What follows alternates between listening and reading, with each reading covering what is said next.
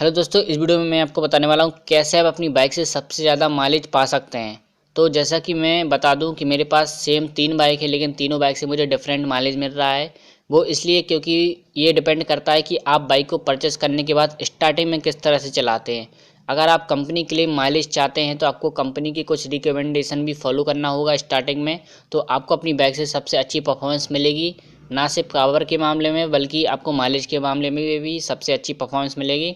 तो मेरे पास same 3 bike हैं और तीनों बाइक से डिफरेंट माइलेज मिल रहा है। उसका रीज़न ये है कि मैंने एक बाइक जब परचेस की तो मैंने उसको स्पीड में चला लिया, क्योंकि मैं एकदम एक्साइट हो गया कि मैंने पल्सर 220 परचेस कर ली है, स्पोर्ट बाइक है। कई लोगों के साथ मैंने रेस लगाने की कोशिश की और ये गलती हो गई कि मैंने उसको स्टार्टिंग में कर लिया।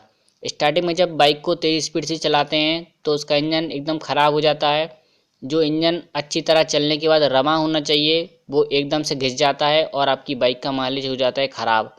फिर आप उसमें कितना भी उसको मेंटेन कर लें, उसके एयर फिल्टर का ध्यान रखें, टायर प्रेशर का ध्यान रखें, बाइक का ध्यान रखें। एक बार अगर आप स्टार्टिंग में तेज़ स्पीड से चला लेते हैं तो बाइक का इंजन फिर पहले जैसा कभी नहीं होता है। तो मुझे तीनों बाइक से डिफरेंट माइलेज मिल रहा है। तो फर्स्ट बाइक के साथ जो गलती हुई वो मैंने सेकंड बाइक के साथ नहीं की, लेकिन सेकंड बाइक के साथ ये गलती हो गई कि उसको मैंने थोड़ा ओवरलोडिंग के साथ चला लिया था। मतलब 2 पर्सन या 3 पर्सन इस तरह से मैंने कुछ उसको राइड कर लिया था स्टार्टिंग में ही।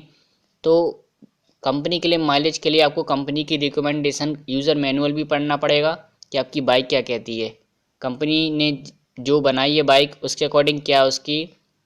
तो यहाँ आप देखेंगे, यहाँ पर लिखा हुआ है 0 to 1000 किलोमीटर हर गियर की स्पीड दी हुई है। तो यहाँ आप टॉप गियर की स्पीड देखेंगे, जो फिफ्थ गियर रहता है उसकी दी हुई है 65। मतलब 1000 किलोमीटर के पहले 220 जैसी बाइक को 65 से ज़्यादा नहीं ले जाना है।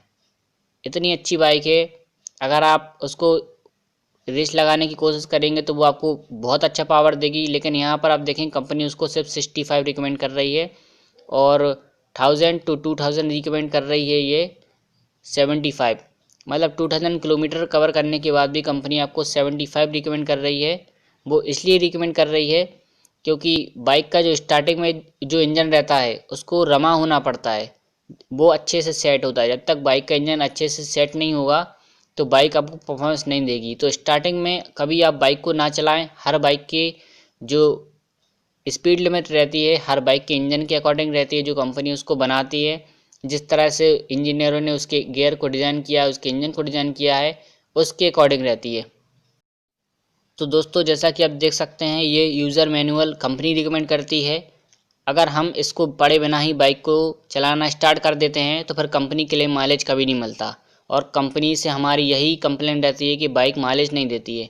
तो कंपनी जब किसी माइलेज को क्लेम करती है तो उसको काफ़ी टेस्ट करती है, उसके बाद ही एक माइलेज क्लेम किया जाता है। क्योंकि उसके बहुत सारे यूज़र रहते हैं, बहुत सारे उसके कस्टमर रहते हैं, तो हर कस्टमर को सेम माइलेज नहीं मिलता।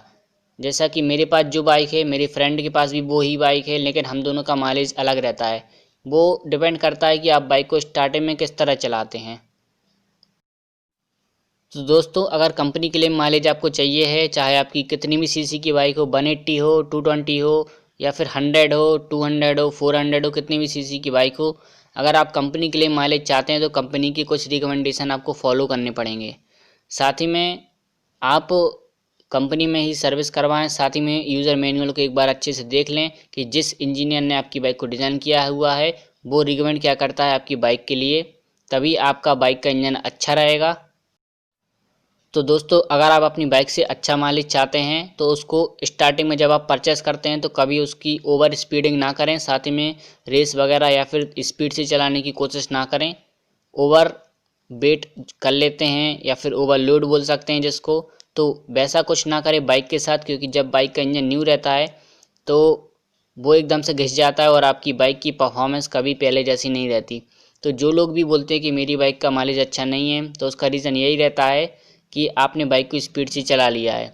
और हमेशा माइलेज की प्रॉब्लम लेकर ही सर्विस सेंटर जाते हैं तो सर्विस सेंटर वाले भी बोलते हैं कि इस बाइक का माइलेज इतना ही रहता है। क्योंकि वो बोलेंगे अगर ज़्यादा है तो आप बोलेंगे उसको ठीक करके दो, लेकिन मिस्टेक आपने कर ली है इंजन में जो कि ठीक नहीं हो सकती है। तो इसके लिए होता क्या है, अगर आपकी बाइक में इस तरह की प्रॉब्लम हो गई है कि आपने उसको तेज़ स्पीड से चला लिया है और माइलेज पहले जैसा नहीं है, तो अगर आप चाहते हो कि मैं इसको कैसे ठीक करना है वो मैं बताऊं, तो वीडियो के नीचे अगर नेक्स्ट लिख के आप कमेंट कर देंगे तो मुझे पता चल जाएगा कि आपको वीडियो चाहिए है इसके बारे में, तो मैं वीडियो बना दूंगा।